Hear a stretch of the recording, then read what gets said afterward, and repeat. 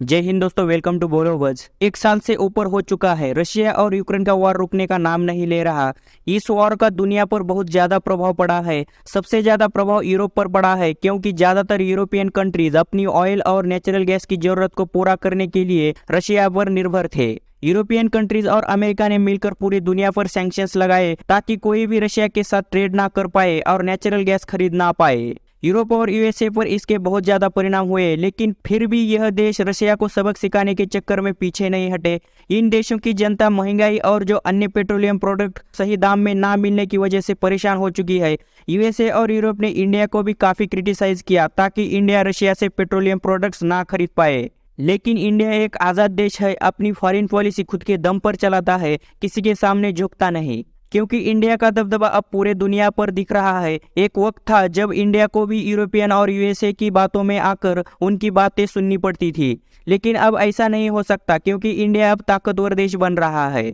USA और Europe के sanctions के खिलाफ जाकर इंडिया ने रशिया से डिस्काउंटेड प्राइजेस में बहुत सारा पेट्रोलियम प्रोडक्ट खरीद लिया। देखो, इस बात को बिल्कुल टाला नहीं जा सकता कि यूरोपियन कंट्रीज को ऑयल और नेचुरल गैस की बहुत ज्यादा मात्रा में जरूरत है और रशिया के बिना इनके पास और कोई विकल्प नहीं है। आप चाहे सीधा रशिया से खरीद लो या फिर किसी और को बीच में लाकर उससे फिर खरीद लो। अब ऐसा ही कुछ हो चुका है। इंडिया ने डिस्काउंटेड प्राइजेस में ऑयल और नेचुरल गैस खरीदे और इंटरनेशनल मार्केट में जो रेट चल रहा है उस रेट में बाकी जो अफ्रीकन और एशियन कंट्री को बेच दिया। यह छोटे छोटे देश यूएसए और यूरोप ने लगाए हुए सैंक्शंस की वजह से रशिया से ऑयल और नेचुरल गैस खरीद नहीं पा रहे थे। इंडिया ने इसका फायदा उठाकर बहुत सारा प्रॉफिट कमा लिया। इन छोटे छोटे कंट्रीज के साथ इंडिया ने इंडियन ऑयल प्रोडक्ट्स और natural gases indirectly European countries को भी बेच दिया।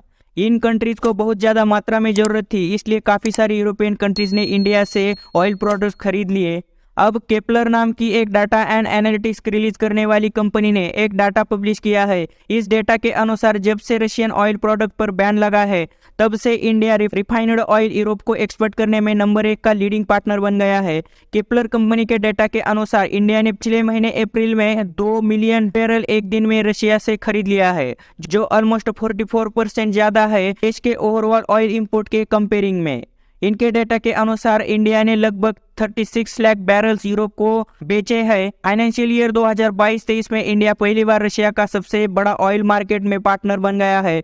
यूरोपियन कंट्रीज के कई बड़े नेताओं ने इंडिया के खिलाफ बोलना शुरू किया, फिर भी इंडिया ने एक स्ट्रांग स्टैंड के साथ इसका मुकाबला किया और यह बात उन लोगों को दिखा दी कि अब दुनिया उन लोगों की बात नहीं सुनेगी। फरवरी महीने में रशिया इंडिया का सबसे बड़ा ऑयल एक्सपोर्टर रहा था और इंडिया ने रशिया से एक ऑयल बैरल सिर्फ $60 में खरीदा था। इंडिया को इतना बड़ा डिस्काउंट हिस्ट्री में पहली बार मिला है और इंडिया ने इसका काफी फायदा भी उठाया। Union ministry of commerce and industry के फरवरी महीने के डेटा के अनुसार रशिया से क्रूड ऑयल इंपोर्ट्स में 3.35 बिलियन US$ तक पहुंच चुके थे। इस पार्टनरशिप ने इंडिया के सबसे बड़े ऑयल प्रोवाइडर सऊदी अरेबिया और इराक को भी पीछे धकेल दिया। क्या आप इस बात से एग्री करते हैं या नहीं कि इंडिया की पावर इंटरनेशनल लेवल पर बढ़ रही है या नहीं? कमेंट करके जरूर बताना और इस वीडियो को लाइक करके चैनल को सब्सक्राइब करके बेल बटन जरूर हिट करना।